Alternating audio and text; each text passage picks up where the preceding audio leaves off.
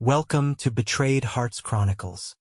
Our neighborhood had always been the type of place where everyone knew everyone else. We hosted backyard barbecues in the summer, exchanged Christmas cards in the winter, and waved at each other as we pulled into our driveways.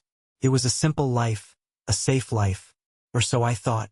My wife, Lisa, had a knack for connecting with people. Her warmth and laughter were magnetic. She lit up any room she entered. It was one of the many reasons I fell in love with her. Over the years, her social nature kept our calendar packed with dinners, game nights, and casual get-togethers. That's how we met Mark. Mark had moved into the neighborhood 6 months ago, just a few doors down. He was a widower, recently bereaved after his wife's long battle with cancer. Everyone was quick to extend a hand, offering casseroles, sympathy, and invitations to join our community events. Lisa, of course, was one of the first to welcome him. I remember the day Mark first joined us at a neighborhood gathering. It was a balmy Saturday in June, and the smell of grilled burgers wafted through the air. Kids darted around the yard, laughing and playing, while adults clinked beer bottles and shared stories. Lisa spotted him lingering near the edge of the lawn, a solitary figure with a polite but distant smile. She nudged me. "That's Mark," she whispered. "He's been through a lot. I'm going to say hi." Before I could respond, she was already halfway across the yard, her sundress swaying in the breeze. I watched as she introduced herself, her smile wide and inviting. Mark seemed hesitant at first, his hands stuffed into the pockets of his khakis. But soon I saw him chuckle at something Lisa said. She had a way of making people feel at ease. By the end of the night, Mark was no longer a shadow on the fringes. He sat with us at the patio table, sharing stories about his late wife and his life before moving here. He was charming in an understated way, his deep voice carrying an easy confidence. He was also fit for his age, with salt and pepper hair and a neatly trimmed beard that added to his rugged, approachable demeanor. The neighbors took to him quickly, Lisa especially. Over the next few weeks, Mark became a regular fixture in our lives.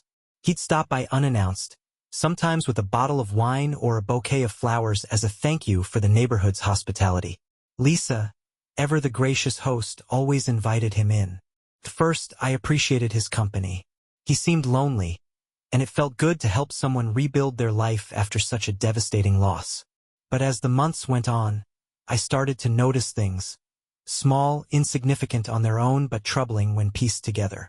Lisa and Mark seemed to share a lot of laughs, their heads leaning closer than necessary during conversations. She began dressing up a bit more than usual when we hosted gatherings, her makeup just a little heavier, her smile a little brighter. When I mentioned it, she brushed me off with a laugh. "Don't be ridiculous, Jack," she said, playfully swatting my arm. "Mark's our friend. Besides, he's still grieving." Her words were reassuring, but the doubt lingered, gnawing at the edges of my mind. Then came the first moment that truly unsettled me. It was a Thursday evening, and I had come home early from work. The house was quiet except for the faint sound of voices coming from the kitchen. I walked in to find Lisa and Mark sitting at the table, their heads bent over her phone. They were so engrossed that they didn't notice me at first. "What's going on?" I asked, my voice sharper than I intended. Lisa looked up, startled. "Oh, Jack, you're home early. Mark was just helping me pick a wine for the party this weekend." Mark offered me his easy smile. "You have quite the collection, Jack." "I was just telling Lisa she has excellent taste." I nodded, forcing a smile in return, but the air felt charged, like something unspoken hung between them. When Mark finally left, Lisa chided me for being curt. "He's our friend," she said again, her tone exasperated. "Can't you just be nice?" I wanted to believe her. I wanted to believe that I was imagining things, that my suspicions were born of nothing more than paranoia. But something about the way she defended him so fiercely didn't sit right with me, and so I began to watch closely. At first, I kept my observations to myself. I noted how often Mark seemed to be around, how Lisa's laughter seemed just a little too loud when he was in the room. I started paying attention to her phone habits, noticing how she would tilt the screen away when a text came in or leave the room to take a call. I told myself it was nothing, that I was being unfair. But the feeling in my gut wouldn't go away. Then came the night of the neighborhood game night. It was Mark's idea to host it at his place. A cozy bungalow filled with framed photos of his late wife and mementos of their life together. As the night wore on, I couldn't help but notice how often Lisa ended up next to him. Their heads bent together over a game board, her hand occasionally brushing his arm. Every touch felt like a slap, each laugh a dagger to my chest. I tried to shake it off, to remind myself that I had no proof, just a collection of vague feelings and circumstantial observations. But deep down, I knew that something had shifted. Mark wasn't just a grieving widower anymore. And Lisa wasn't just being friendly. As we walked home that night, I finally voiced my concerns. "You seem to be spending a lot of time with Mark lately," I said, trying to keep my tone casual. Lisa stopped in her tracks, her eyes narrowing. "What's that supposed to mean?"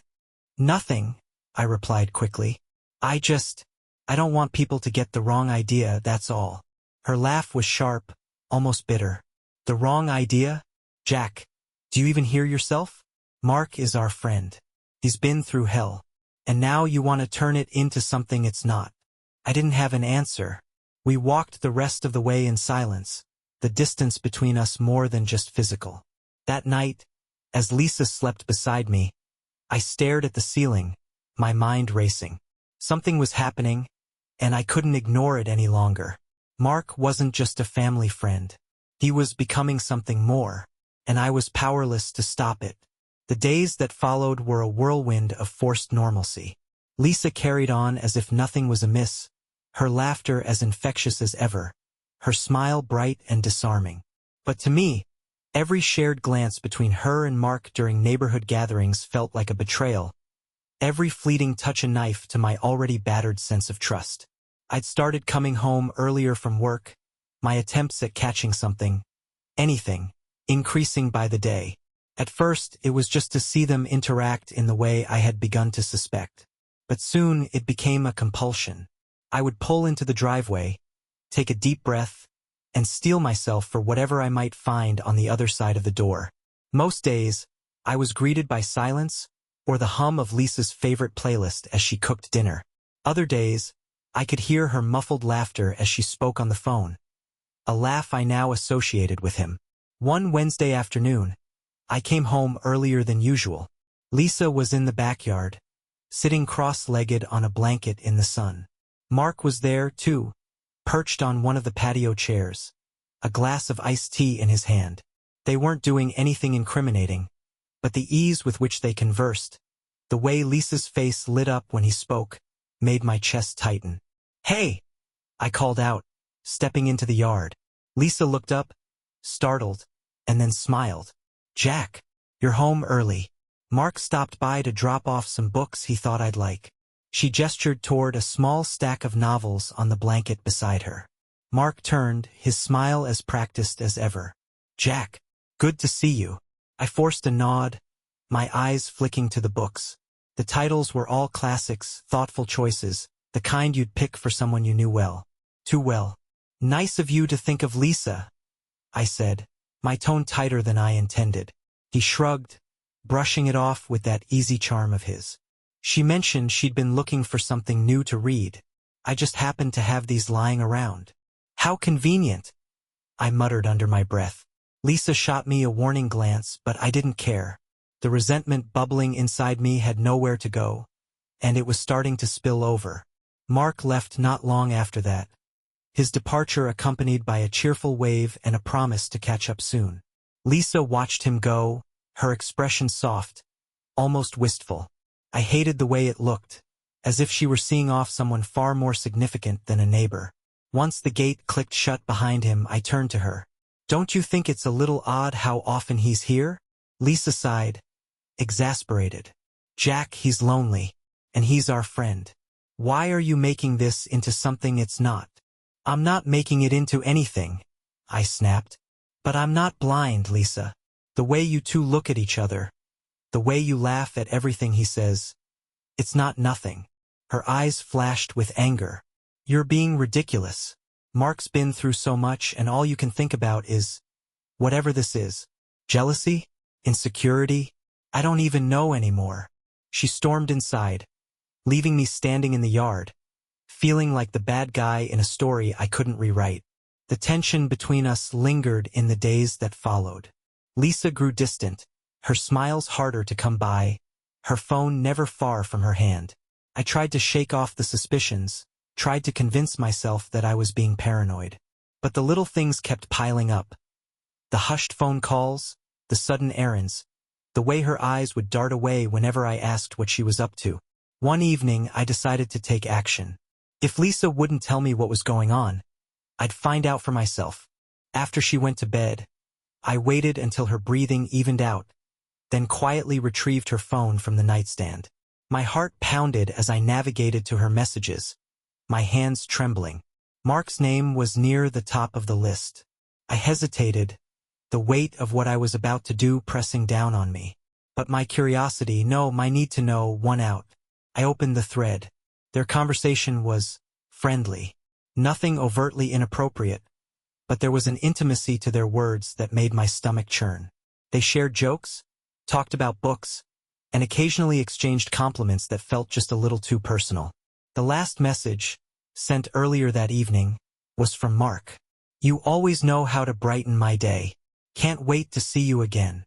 I locked the phone and placed it back on the nightstand, my chest heaving. The words echoed in my mind, their implications gnawing at me. Was I overreacting? Was this just innocent friendship? Or had it already crossed a line? The next day, I couldn't concentrate at work. The messages replayed in my mind like a broken record, each repetition feeding my growing paranoia. By the time I got home, I was a mess of nerves. Lisa was in the living room, scrolling through her phone, her face illuminated by the screen's soft glow. She looked up as I entered, her smile as effortless as ever. "Hey, how was work?" she asked. "Fine," I replied curtly. "Anything interesting happen today?" She tilted her head, her brows knitting together. "No, not really." "Why?" "No reason," I said, forcing a smile. But the tension in the room was palpable, and I could see her noticing it. She opened her mouth as if to say something but then thought better of it and returned her attention to her phone. I watched her for a moment longer, my mind racing. The gap between us felt insurmountable, a chasm carved out by suspicion and half-truths. And somewhere in the shadows of my thoughts, Mark's presence loomed, unshakable and consuming. I didn't know where this was headed, but I knew one thing. We couldn't keep pretending everything was fine. Something had to give. The cracks in our marriage deepened as the days turned into weeks. I tried to keep myself grounded, to focus on work and the little things that used to bring me joy. But every time I saw Lisa smile at her phone or catch her sneaking out a quick text, my stomach churned. The suspicion had become a living, breathing thing, an unwelcome guest in our home that refused to leave. It wasn't long before my worst fears began to materialize. One Friday evening, Lisa announced that she was heading out for a girls' night with a few friends from the neighborhood. Her voice was casual, her demeanor relaxed, but something about the way she avoided my eyes set off alarm bells. I forced a smile and asked her what they had planned. "Just dinner and maybe a drink or two," she said, brushing a strand of hair behind her ear. "Nothing crazy. Don't wait up. Okay?" I nodded, watching as she grabbed her purse and slipped on her shoes. She had put more effort into her appearance than usual. Her hair styled, her makeup flawless, her dress hugging her figure in a way that made her look stunning and heartbreakingly unfamiliar. As the door closed behind her, a gnawing sense of dread took root in my chest. Something wasn't right. I spent the next hour pacing the house, my mind spinning with possibilities. Was she really with her friends? Or was she with him? The idea was maddening, a poisonous thought that grew more toxic with each passing minute. Eventually, I couldn't take it anymore. I grabbed my keys and decided to see for myself. I started by driving past the restaurant Lisa had mentioned in passing earlier that week. The parking lot was crowded, filled with groups of laughing patrons heading in and out. I scanned the area for her car but saw no sign of it. My chest tightened as I considered my next move. If she wasn't here, then where was she? Without thinking, I found myself heading toward Mark's house. His bungalow was dark, the curtains drawn, but his car was parked in the driveway. I drove past slowly, my heart pounding as I strained to catch a glimpse of movement inside. Nothing. Still, the sight of his car wasn't enough to ease my mind. I pulled into a nearby lot and sat there for a moment, my hands gripping the steering wheel. I felt like a madman, chasing shadows and ghosts, but I couldn't shake the feeling that something was happening right under my nose. Just as I was about to leave, my phone buzzed. It was a message from Lisa. "Hey love, just wanted to check in. We're having such a great time. I'll probably be home late. Don't wait up, okay?" I stared at the screen, my jaw tightening. Her words were perfectly innocuous, but they didn't sit right. Something about the timing, the effort to reassure me, felt off. I typed out a quick response and sent it before I could overthink. "Okay, have fun. Love you." The lie tasted bitter in my mouth. An hour later, I was back at home, pacing the living room like a caged animal. The house felt empty, the silence oppressive. I debated calling her friends to see if she was really with them, but the thought made me feel petty and desperate. Instead, I grabbed a beer from the fridge and tried to calm my racing thoughts. Around midnight, I heard the faint sound of the garage door opening. My heart leapt into my throat as I quickly sat on the couch, pretending to scroll through my phone. Moments later, Lisa walked in, her cheeks flushed and her eyes sparkling with a warmth I hadn't seen in months. "Hey," she said, slipping off her heels. "You're still up?" "Yeah," I replied, my tone casual. "Just couldn't sleep." She smiled, setting her purse down on the counter. "We had such a great time. The girls were hilarious tonight. You should have seen Sarah trying to dance after her second margarita." I forced a laugh, nodding along to her story. But as I watched her move about the kitchen, a knot of unease settled in my gut. Something didn't add up. Her laughter felt rehearsed, her stories too polished, too convenient. And then there was the faint trace of cologne. Not hers, not mine, lingering in the air. "Glad you had fun," I said, my voice tight. "I'm going to head to bed." Lisa hesitated for a moment, her eyes searching mine, but then she nodded. "Okay, good night, Jack." I kissed her cheek, the gesture mechanical, and headed upstairs. As I lay in bed, staring at the ceiling, the pieces began to fall into place. The makeup, the perfume, the carefully crafted stories. It was all a cover. I didn't know where she'd been, but I knew with a sickening certainty that it wasn't with her friends. Lisa had crossed a line, and now I had to decide what to do about it. In the days following Lisa's late-night outing, my world became a labyrinth of doubt and suspicion. I couldn't shake the images in my mind, the whispers of possibilities that gnawed at my sanity. Lisa carried on as if nothing had changed, her routine seamless, her demeanor untroubled. But for me, every smile, every laugh, every fleeting touch she gave me felt like a mockery of the life we had built together. It was a Saturday afternoon when the walls I had built around my growing suspicion began to collapse. Lisa was in the bathroom, blow-drying her hair, her laughter faint as she listened to a podcast. I picked up her phone from the kitchen counter, my hands trembling as I swiped through her messages. I told myself it was a desperate need for clarity, for anything that would quiet the storm in my head. And then I saw it, a message thread with Mark. It wasn't the first message that shattered me. It was one buried a few exchanges down.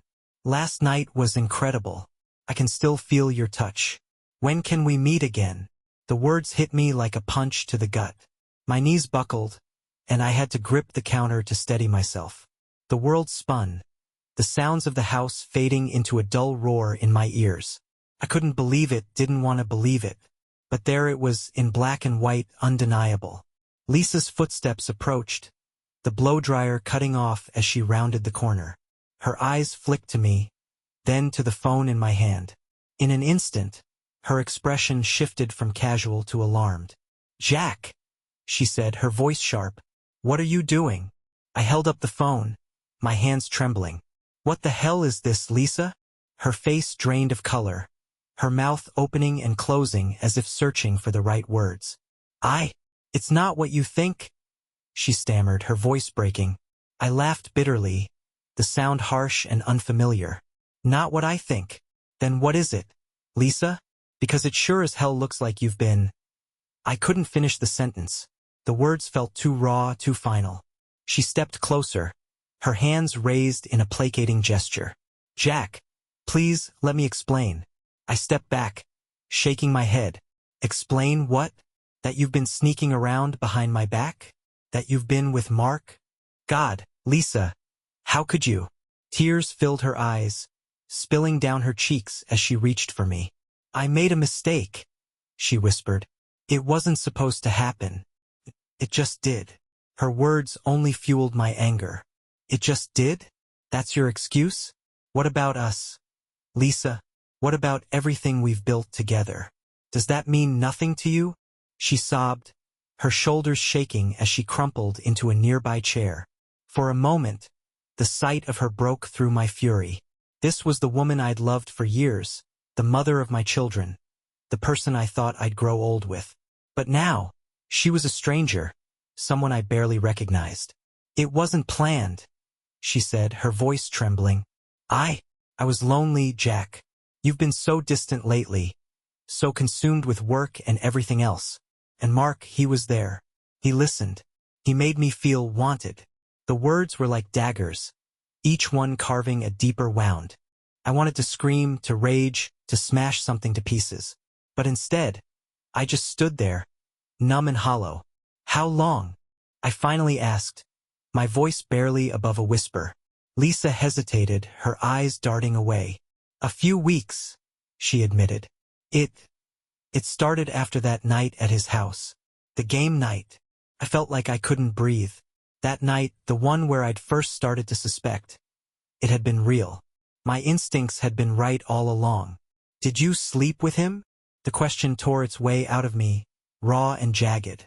Her silence was answer enough. The rest of the day passed in a blur. Lisa retreated upstairs, her sobs muffled by the walls between us. I stayed in the kitchen, staring at the phone in front of me, rereading the messages until the words blurred together. I wanted answers, but none of them would undo what had been done. Later that evening, Lisa came downstairs, her face pale and drawn. She stood in the doorway, her hands twisting together nervously. Jack, she said, her voice hoarse. I want to fix this. Please, I'll do whatever it takes. I looked at her, the woman I had loved, the woman who had betrayed me. Part of me wanted to believe her, to cling to the hope that we could somehow repair what was broken. But another part of me, the part that felt like a shattered version of myself, didn't know if that was even possible. I need time, I said finally, my voice cold and detached. Time to think. Lisa nodded, her tears starting anew as she turned and walked away. And as the night stretched on, I sat alone in the silence, wondering if there was any way back from this abyss. The days that followed Lisa's confession were marked by a strained silence. We moved around each other like strangers in our own home, the weight of unspoken words crushing the air between us.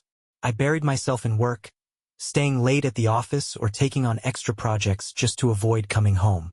But no amount of distraction could quiet the storm raging inside me. Lisa, for her part, seemed to be trying. She left notes on the counter apologizing again, offering to talk whenever I was ready. She cooked meals I barely touched and asked about my day with a forced brightness that made my skin crawl. But none of it felt real. None of it erased the image of her and Mark together, the echoes of her betrayal.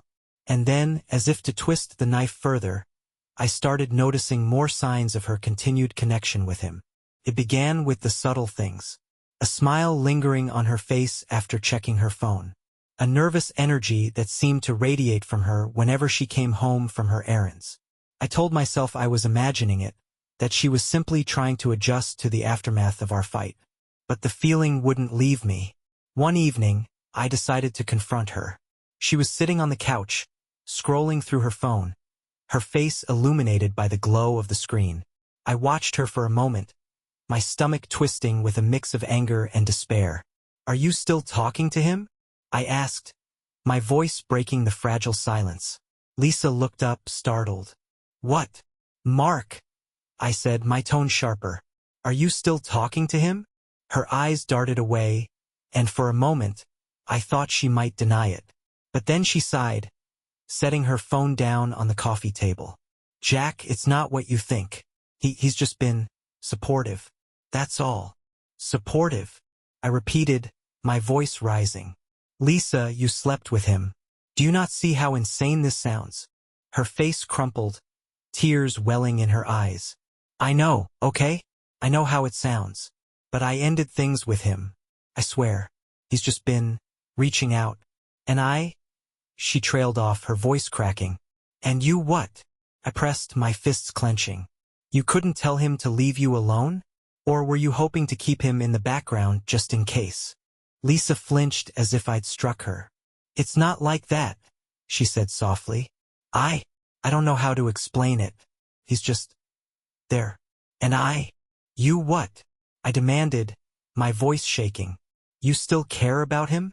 The silence that followed was deafening. The next day, I decided I couldn't keep playing the fool. If Lisa wouldn't cut ties with Mark, then I'd take matters into my own hands. I started keeping closer tabs on her, noting her comings and goings, the way her demeanor changed after certain phone calls or text messages. It didn't take long to confirm my suspicions. One afternoon, I left work early under the pretense of a meeting cancellation. I parked down the street from Mark's house, my heart pounding as I waited. Sure enough, Lisa's car pulled up about 20 minutes later. She got out, glancing around nervously before walking up to his front door. It opened before she even had a chance to knock, and there he was, his smile as infuriatingly confident as ever. They disappeared inside, and I was left sitting in my car, my thoughts racing. I wanted to storm up to the door, to demand answers, to drag her out of there and make her face what she was doing. But instead, I stayed where I was, my anger boiling over into something darker, something dangerous. When Lisa returned home that evening, she was quiet, her movements careful. She kissed my cheek, the gesture hollow and automatic, and asked if I wanted anything for dinner. I mumbled a response, barely looking at her. My mind was still at Mark's house, replaying the scene over and over again. Later that night, as she slept beside me, I stared at the ceiling, my chest tight with a mix of rage and despair. How had we gotten here? How had the woman I loved, the woman I thought I knew, become someone I couldn't trust? The next few weeks followed the same pattern. Lisa would find reasons to leave the house. A coffee run, an errand, a friend to visit, and I'd find myself watching the clock, counting the minutes until her return. Every time she left, I wondered if she was with him. And every time she came back, her forced cheerfulness only confirmed my suspicions. One evening, after she had gone to bed, I found myself scrolling through her social media, looking for clues. I came across a photo from one of our recent neighborhood gatherings, a candid shot of Lisa and Mark standing close, their laughter frozen in time. My chest tightened as I stared at the image, the easy familiarity between them unmistakable. I couldn't keep living like this. Something had to change. But the question that haunted me was whether we could ever truly find our way back to each other, or if the damage had already been done. The atmosphere in our home had become suffocating. Every glance, every word exchanged between Lisa and me felt like walking a tightrope over a pit of accusations and half-truths. I was drowning in a sea of suspicion, and Lisa's guarded behavior only deepened my desperation. The breaking point came on a cold, gray afternoon. Lisa had left the house earlier than usual, claiming she had errands to run. Her excuses were becoming predictable, her departures a routine I had grown to loathe. I decided that day would be different. I needed answers, no matter how painful they might be. I followed her. Keeping a careful distance, I trailed her car through town. She stopped at a coffee shop, going inside for what I assumed was a pretense of normalcy. 15 minutes later, she emerged with a latte in hand and continued driving. My chest tightened as I realized where she was headed. Mark's house. Her car pulled into his driveway, and my suspicions were confirmed. I parked down the street, far enough to avoid detection but close enough to see them through the window. Mark opened the door almost immediately, his hand resting on her lower back as he ushered her inside. My grip on the steering wheel tightened, the leather creaking under the pressure. I sat there for what felt like hours, my thoughts racing. Was this the proof I needed? Could I finally confront her? Or was I too cowardly to face the truth head-on? My pulse pounded in my ears as I wrestled with my next move. But before I could decide, the situation took a horrifying turn. Lisa and Mark reappeared in the living room, their silhouettes framed by the large bay window. They were talking, their gestures animated. Then Mark's hand reached out, brushing her cheek in a way that made my stomach churn. I was on the verge of stepping out of the car when Mark suddenly staggered backward, clutching his chest. Lisa froze, her hands flying to her mouth as Mark crumpled to the floor. Panic gripped her as she knelt beside him, frantically reaching for her phone. Even from a distance, I could see her trembling. The sight of her distress, despite everything, tugged at something deep within me. My anger momentarily gave way to fear. I watched as paramedics arrived, their flashing lights illuminating the quiet street. Lisa followed them out, her face pale and streaked with tears as they loaded Mark into the ambulance. She hesitated before climbing in after them, her gaze darting around as if she felt the weight of unseen eyes. I stayed in my car, my mind a blur of conflicting emotions. Should I follow them to the hospital? Confront her there? Or should I finally admit to myself that whatever was left of our marriage had been irrevocably shattered? Hours later, Lisa returned home. She looked drained, her eyes red and puffy from crying. She barely glanced at me as she walked through the door, dropping her coat and bag by the stairs. I waited, my fists clenched, my heart hammering in my chest. "Mark had a heart attack," she said finally, her voice hollow. They don't know if he'll make it." I nodded, my jaw tightening. "And you were with him when it happened." She flinched at the accusation in my tone but didn't deny it. "I was. We were talking. I didn't think—" Her voice broke, and she sank into the couch, burying her face in her hands. For a long moment, I stood there, torn between fury and the faintest flicker of pity. "How long are you going to keep lying to me, Lisa?" I said finally, my voice trembling with the effort to stay calm. She looked up, her eyes glistening with fresh tears. "I'm not lying. I ended things with him, Jack. I told you that. Today, it wasn't supposed to happen. He called me, said he needed to talk. I didn't think." "You didn't think?" I interrupted, my voice rising. "That's always your excuse, isn't it? You didn't think when you started talking to him. You didn't think when you let it go too far. And now what? You didn't think he'd drop dead in front of you?" She winced, her shoulders shaking as she sobbed. "I'm sorry," she whispered. "I'm so sorry, Jack." Her apology felt hollow, like a bandage slapped over a festering wound. I turned away, pacing the room as I tried to make sense of the chaos swirling in my head. Every instinct screamed at me to leave, to walk out and never look back. But something held me there, tethered by a fragile thread of hope that maybe, just maybe, we could salvage the ruins of our life together. "I don't know if I can do this anymore," I said finally, my voice raw. "I don't know if I can keep pretending." Lisa's sobs grew quieter, her breaths hitching as she tried to compose herself. "I want to fix this," she said, her voice trembling. "I'll do whatever it takes, Jack. Please, don't give up on us." I didn't respond. The weight of her words hung in the air, heavy and suffocating. And as the night stretched on, I found myself staring out the window, wondering how much more I could take before the thread finally snapped. The days after Mark's heart attack felt like the eye of a storm, calm, but only on the surface. Beneath it, my emotions churned, a chaotic mess of betrayal, confusion, and anger.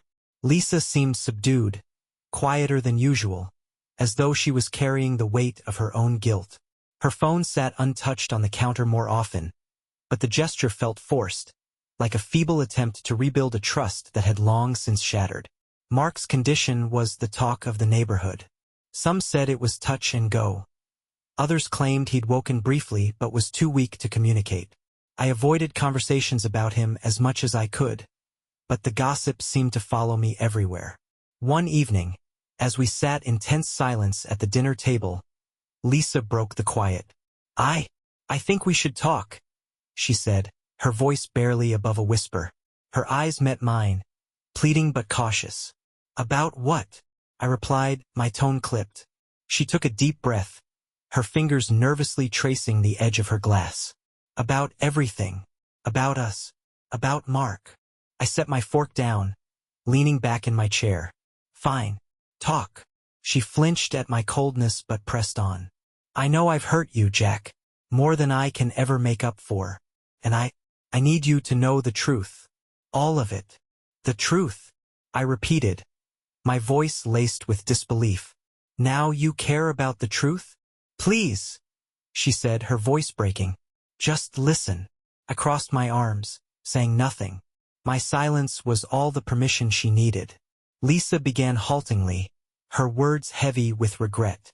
She admitted that her relationship with Mark had started innocently enough. After his wife's death, he'd leaned on her for support, and she'd wanted to help. But somewhere along the way, their connection had shifted. She confessed to the nights spent texting him, the lunches that were more than friendly, and eventually the night she crossed the line she could never uncross. I didn't mean for it to happen, she said, her voice trembling. I never meant to hurt you. I was lonely, Jack. And he made me feel seen again. Seen, I echoed, my voice rising. You think that justifies what you did? Sneaking around? Lying to me? She shook her head, tears streaming down her face. No, nothing justifies it. I was weak, and I'll regret it for the rest of my life. Her words hung in the air, but they didn't lessen the weight crushing my chest. Did you love him? I asked, my voice barely above a whisper. Lisa's eyes widened, and she hesitated. That hesitation was an answer in itself. I thought I did, she admitted finally. But it wasn't real. It was a fantasy, something to escape into. I know now that it meant nothing compared to what we have. I laughed bitterly, shaking my head. What we have? Lisa, you destroyed what we had. You took it and threw it away for that. She reached for my hand, but I pulled away, the touch too painful. I'm sorry, she whispered. I know I can't fix this overnight, but I want to try. Please, Jack, don't give up on us. I stared at her, my mind a whirlwind of conflicting emotions. Part of me wanted to believe her, to hold on to the life we'd built together. But another part of me, the part that felt betrayed and broken, couldn't fathom how we'd ever move past this. The next morning, I made a decision. I needed to talk to someone who wasn't Lisa, someone who could give me perspective. I reached out to Tom, a close friend who had known us both for years. We met at a quiet bar downtown, the kind of place where no one asked questions. Tom listened patiently as I recounted everything. Lisa's confession, Mark's collapse, my own spiraling thoughts. When I finished, he leaned back, his expression thoughtful. That's a lot to take in, he said. I'm not going to tell you what to do, Jack, but I will say this. Forgiveness doesn't mean forgetting. It doesn't mean pretending nothing happened. It means deciding whether the person who hurt you is worth the effort to rebuild. I nodded, mulling over his words. And what if I can't rebuild? What if it's too broken? Tom shrugged. Then you'll know you gave it everything you had. And sometimes that's all you can do. I left the bar feeling no closer to an answer but strangely comforted. The choice was mine to make, and whatever I decided, I'd have to live with it. That evening, as I walked through the door, Lisa was waiting for me. She looked fragile, as if a single harsh word could shatter her completely. I didn't know what I was going to say, but I knew one thing. This conversation would define the rest of our lives, for better or worse. Jack, she began, her voice trembling. Thank you for coming home. I nodded slowly, closing the door behind me. We need to talk. And as we sat down together, the weight of what had been revealed between us felt heavier than ever. The path forward was unclear, but one thing was certain. There was no turning back. The silence between us was unbearable, a chasm that seemed to widen with every passing day.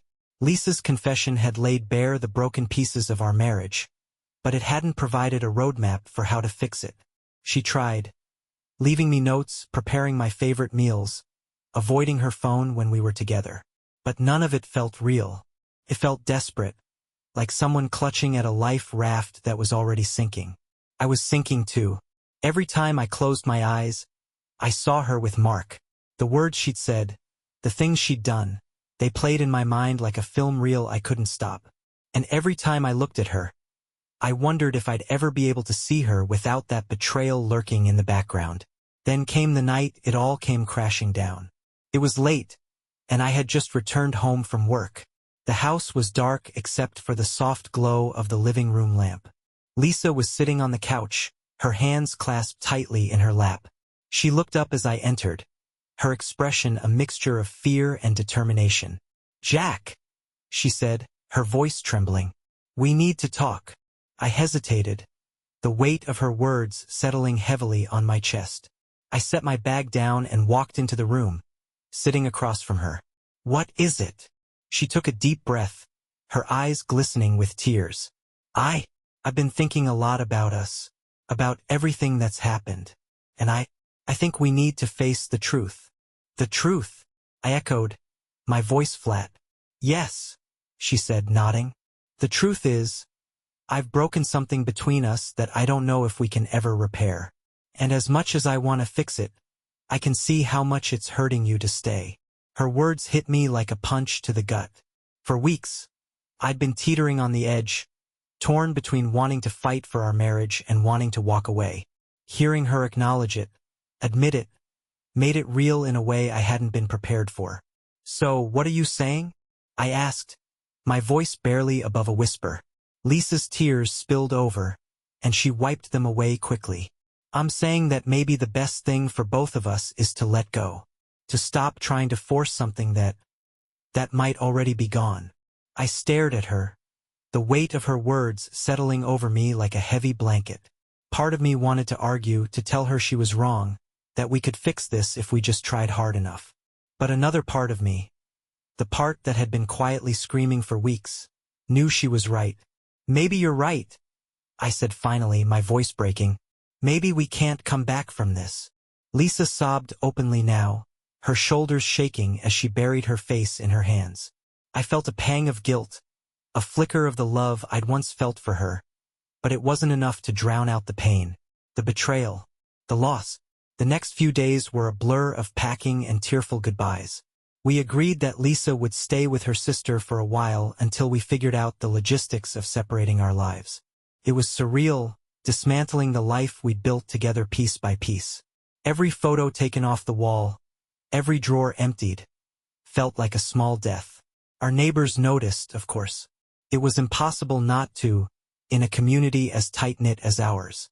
They asked questions, offered condolences, tried to help. But their sympathy felt hollow, their words meaningless. This was our burden to bear, and no amount of casseroles or kind words could change that. On Lisa's last night in the house, we sat together on the couch, the same place we'd shared so many happy moments. The silence between us was heavy but not hostile. It was the silence of two people who had loved each other deeply and were now saying goodbye. "I'm sorry," she said finally, her voice barely audible. "For everything." "I know," I replied, my own voice cracking. "Me too." And then, for the first time in what felt like forever, we held each other. There were no words left to say, no promises left to make. Just the quiet, bittersweet acknowledgement of what we'd had and what we'd lost. The next morning, Lisa left. I stood in the doorway, watching as she drove away, the taillights of her car disappearing down the street. The house felt impossibly empty without her, the silence deafening. But for the first time in weeks, I felt a strange sense of relief. The weight I'd been carrying had lessened, if only slightly. As I closed the door and turned back to the empty house, I realized that this was the beginning of something new. It wasn't the life I'd planned, and it wasn't the life I'd wanted. But it was mine. And for now, that was enough. The weeks that followed Lisa's departure were some of the loneliest of my life. The house felt hollow, a shell of what it had once been. Each room held memories, some joyful, others now tainted with pain. I'd never imagined myself living alone, especially not under these circumstances. Yet here I was, facing the stark reality of a life unraveling. Lisa and I agreed to keep things civil as we began the process of dividing our lives. Our conversations were polite but distant, like two strangers forced into uncomfortable proximity. The lawyers handled most of the logistics, exchanging paperwork and emails that formalized the end of a decade-long partnership. Every document I signed felt like another nail in the coffin of our marriage. The first real confrontation came during the division of assets. We'd built so much together. The house, our savings, the small cabin upstate where we'd spent countless weekends. Deciding who would get what felt impossibly cruel, like choosing which memories to keep and which to discard. I wanted to fight for the house, the place where we'd built a life, but in the end, I let it go. Lisa wanted it more, and I didn't have the energy to argue. The courtroom was sterile and impersonal, the kind of place where lives were dismantled with cold efficiency. Lisa sat across from me, her face pale but composed. She dressed conservatively, her hair pulled back, her makeup understated. It was the first time I'd seen her in weeks, and the sight of her stirred something in me. A bittersweet mix of longing and resentment. Our lawyers spoke on our behalf, their voices calm and professional as they outlined the terms of our agreement. The judge listened impassively, nodding occasionally as the details were presented. Felt surreal, like an out-of-body experience. I kept waiting for someone to stand up and declare it all a mistake, to tell us we didn't belong here. But no one did. When the judge finally pronounced our divorce official, I felt a strange mix of emotions. Relief, yes, but also an overwhelming sadness. This was the end. There was no going back now. After the hearing, Lisa and I lingered outside the courthouse, awkwardly avoiding each other's eyes. She was the first to speak. "Jack," she said softly, I want you to know that I'm sorry for everything. I never meant for it to end like this." I nodded, my throat tightening. "I know. Me too." We stood there for a moment, the weight of all the unspoken words hanging between us. Finally, she offered a faint smile and turned to leave. I watched her walk away, her figure growing smaller with each step until she disappeared around the corner.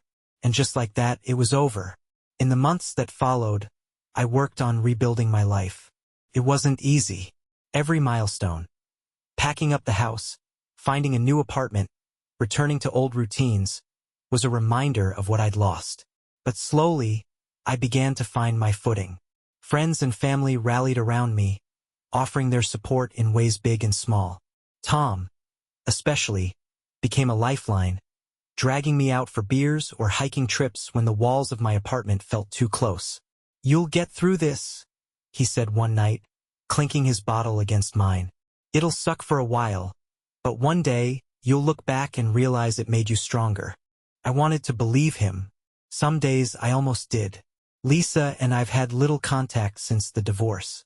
She stayed in the house, and I've heard through mutual friends that she's been seeing a therapist, trying to make sense of her own choices. I've tried not to dwell on it.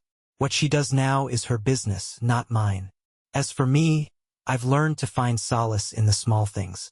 Mornings with a cup of coffee and a book. Evenings spent jogging through the park, the rhythm of my footsteps grounding me in the present. It's not the life I envisioned, but it's a life, and for now that's enough.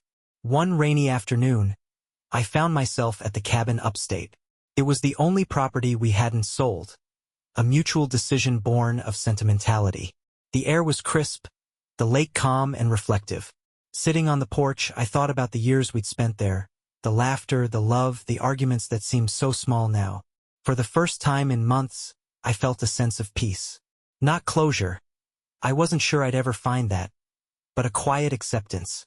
Life moves on whether we're ready for it or not. And so would I. As the rain tapered off and the sun broke through the clouds, I stood and took a deep breath. The air felt clean, the world new. It wasn't a fresh start, but it was a step forward. And for the first time in a long time, that felt like enough. Dear listeners, please share your thoughts in the comments, and do not forget to like, share, and subscribe to the channel.